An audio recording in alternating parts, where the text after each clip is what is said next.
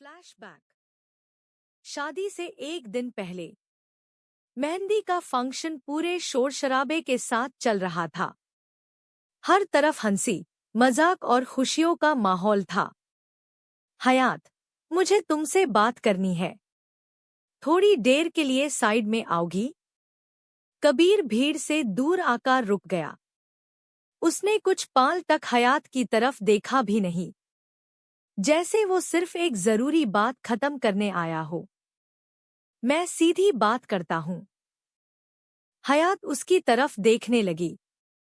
कबीर की आवाज बिल्कुल ठंडी थी। शादी से पहले तुम्हें कुछ चीजें पता होनी चाहिए। हयात ने हल्की सी हाँ में सर हिला दिया। कबीर ने बिना किसी हिचकिचट के कहा, मेरी पहले शादी हो चुकी है। डिवोर्स को 6 साल हो गए। ये बात तुम जानती हो। जो बात नहीं जानती। कबीर की नजरें पहली बार उस पर टिक गई। वो ये है कि मैं आज तक इस चैप्टर से बाहर नहीं निकला। हयात के चेहरे की मुस्कान धीरे धीरे गायब हो गई। कबीर ने अपनी बात जारी रखी। मैं ना उससे भूल पाया हूं और ना ही किसी और को अपनी जिंदगी में उसकी जगह दे पाया हूं। क्या कभी दे पाऊंगा भी या नहीं, मुझे नहीं पता। उसकी आवाज में कोई शिकायत नहीं थी, सिर्फ एक सख्त सच था। मैं तुमसे झूठी उम्मीदें नहीं बांधना चाहता, इसलिए अभी से साफ कह रहा हूं। मुझसे हस्बैंड वेल प्यार की उम्मीद मत रखना। हयात की उंगलियां बेचैनी से एक दूसरे में उलझ गई। कबीर ने जैसे उसकी खामोशी को नजरअंदाज कर दिया। मैं जिम्मेदारी निभाऊंगा, अपना फर्ज निभाऊंगा, लोगों की नजरों में एक अच्छा पति भी लगूंगा। लेकिन दिल से, वो एक पल के लिए रुका। दिल से मैं तुम्हारा कभी हो पाऊंगा या नहीं, इसका जवाब मेरे पास नहीं है। हवा में अजीब सी खामोशी फैल गई। फिर कबीर ने ठंडे लहजे में कहा, अभी भी वक्त है। अगर तुम इस शादी से पीछे हटना चाहती हो तो हट सकती हो। मैं तुम्हें रोकूंगा नहीं। हयात ने बस उसकी तरफ देखा। कबीर ने अपनी घड़ी की तरफ नजर डाली और कहा, लेकिन अगर कल ये शादी हो गई तो फिर इस रिश्ते से पीछे हटने का कोई। प्रेजेंट टाइम सुबह के 7 बजे थे। खिड़की से आती धूप सीधा हयात के चेहरे पर पैड रही थी। हयात ने धीरे से आंखें खोली।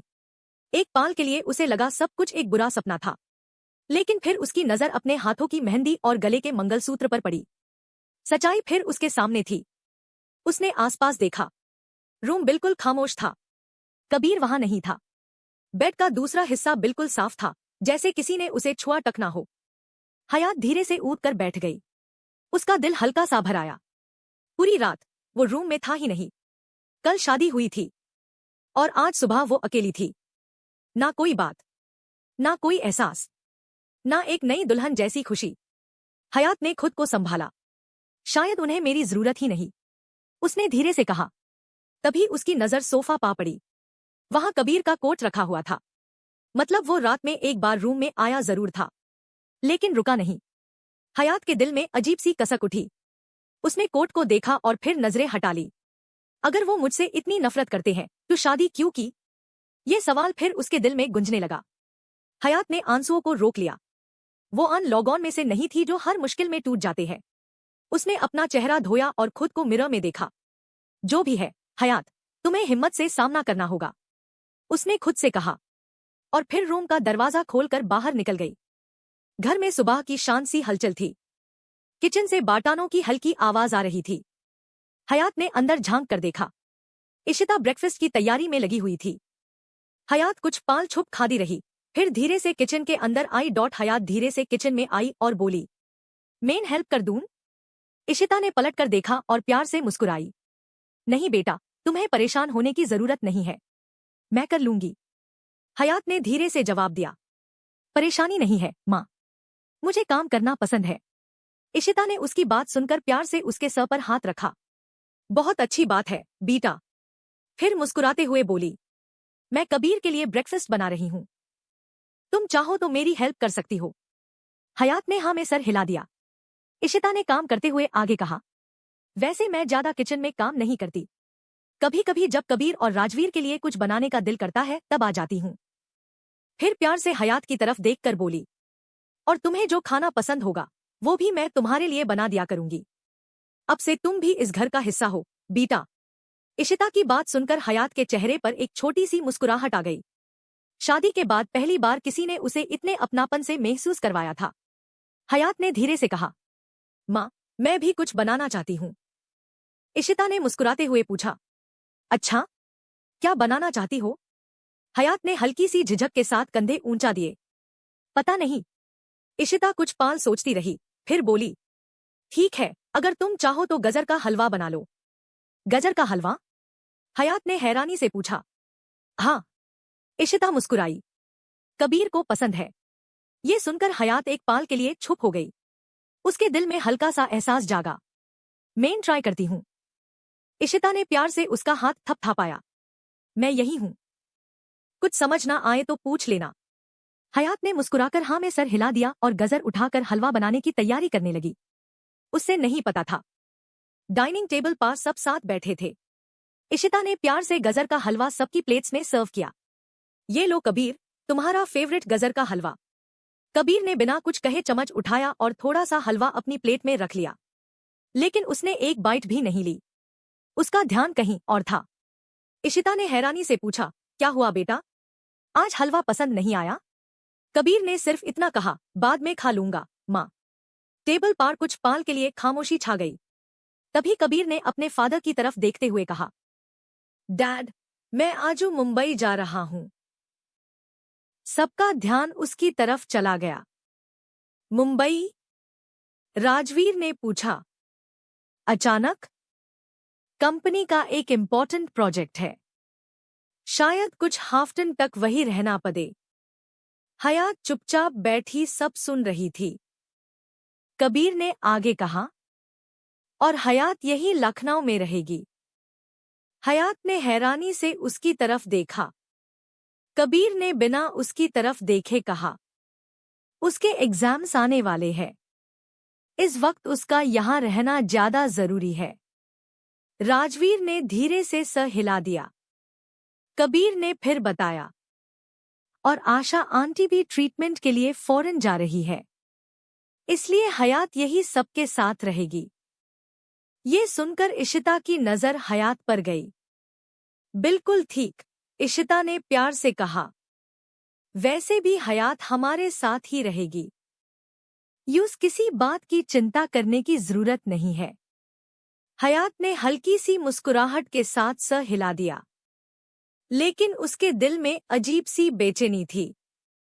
कबीर मुंबई जा रहा था, और पहली बार शादी के बाद वो उससे इतने दिनों के लिए दूर रहने वाला था। कबीर की बात खत्म होते हाई डाइनिंग टेबल पर एक अजीब सी खामोशी छा गई। हयात ने हल्की सी मुस्कुराहट के साथ सर हिला दिया, लेकिन उसके दिल में बेचैनी बढ़ती जा रही थी। कबीर मुंबई जा रहा था, और वो यहाँ लखनऊ में रहने वाली थी। राजवीर चुपचाप अपने बेटे को देख रहा था। दुनिया के लिए कबीर की बात बिल्कुल सही थी। हयात के एग्जाम्स द आशा ट्रीटमेंट के लिए फॉरेन जा रही थी, और घर में सब लोग हयात का ख्याल रखने के लिए मौजूद थे। हर वजह बिल्कुल ठीक लग रही थी, लेकिन राजवीर अपने बेटे को अच्छी तरह जानता था। उसने कबीर को बचपन से देखा था। उसकी आंखों की खामोशी पढ़ना सिर्फ राजवीर को आता था। राजवीर को महसूस हो रहा था कि कबीर सिर्फ काम की वजह से मुंबई नहीं जा रहा, जैसे वो खुद से भी भाग रहा हो और हयात से भी थोड़ी दूरी बनाना चाहता हो। लेकिन उसके पास ऐसी कोई वजह नहीं थी जिस पर वो खुलकर ऑब्जेक्शन कर सके। कबीर ने जो भी कहा था सब प्रैक्टिकल और समझदारी भरा था। अगर वो रोकता तो शायद सबको लगता कि वो बेकार में बात बढ़ा रहा है। इसलिए राजवीर ने अपनी बात अपने दिल में ही दबा ली। उसने बस एक नज़र हयात पर डाली। मासूम सी लड़की सबके सामने शांत बैठी थी। फिर उसकी नज़र कबीर पर गई। कबीर हमेशा की तरह ठंडा और बेपरवाह नजर आ रहा था। राजवीर के दिल में एक ही ख्याल आया, बेटा, तुम जितना चाहे अपने जज्बात छुपा लो, लेकिन मैं जानता हूं कि तुम्हारे अंदर क्या चल रहा है। लेकिन उसने कुछ नहीं कहा। कभी कभी माँ बाप को भी अपने बच्चों के। सुबह कबीर मुंबई के लिए निकलने वाला था। घर के सब लोग यूज विदा करने के लिए बाहर आए युदा। कबीर ने अपना बैग उठाया और सीधा दरवाजे की तरफ बढ़ गया। इशिता ने कहा, अपना ख्याल रखना, बेटा। जी, माँ। राजवीर ने भी कुछ जरूरी बातें समझा दी। कबीर ने सिर्फ हाँ में सर हिला दिया। हयात भी वही खादी थी। वो सोच रही थी कि जाने से पहले कबीर शायद उससे कुछ कहेगा। लेकिन कबीर के लिए हयात अभी एक जिम्मेदारी थी। एक ऐसी जिम्मेदारी जो उसने अपने परिवार और हालात की वजह से अपनाई थी। उसके दिल में हयात के लिए ना कोई लगाव था और ना ही कोई खास एहसास। इसलिए उसने अलग से हयात से बात करना जरूरी नहीं समझा। उसने सबको एक साथ देखते हुए बस इतना कहा, मैं चलता हूं। फिर बिना रुके गाड़ी की तरफ बढ़ गया। हयात के होंठों तक सेफ जर्नी आया, लेकिन वो कह नहीं पाई। कबीर ने उसे नजरअंदाज नहीं किया था, बस उसने उससे अलग अहमियत भी नहीं दी थी। उसके लिए इस वक्त काम और जिम्मेदारियां ज्यादा मायने रखती थी। गाड़ी निकल गई।